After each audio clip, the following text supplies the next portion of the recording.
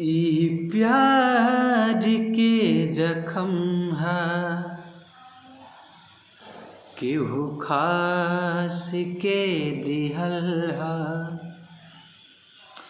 ई प्यार के जखम हा केहू खास के दिहल हा। कि जवन दिल में बदरा,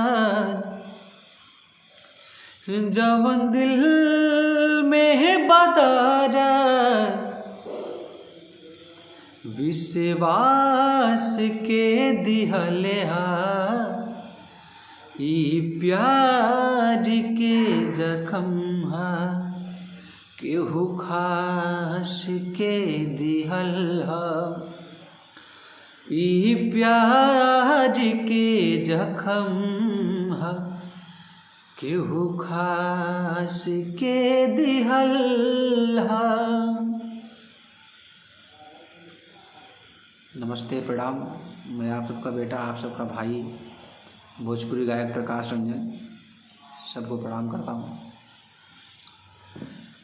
कईलू बेवफाई हमसे सितम ना सहाई। आई बुझब याद जान पीरितिया सताई। हो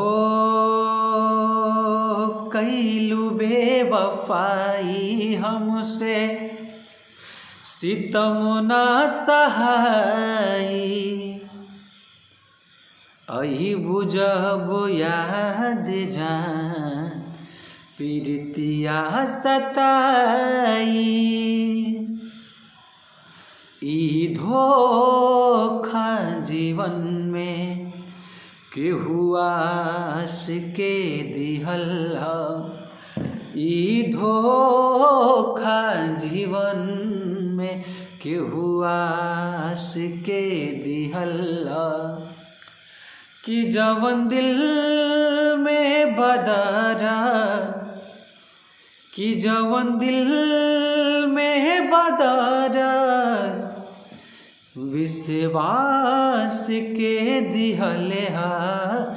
ई प्यार के जखम हा केहू खास के दिहल हा। ई प्यार के जखम हा केहू खास के दिहल हा। धन्यवाद। अगर आप लोग को यह मेरा वीडियो पसंद आए तो कृपया हमारे इस प्रकाश रंजन ऑफिशियल को आप लोग शेयर करिए, सब्सक्राइब करिए और अपना प्यार आशीर्वाद दीजिए। लव यू, धन्यवाद।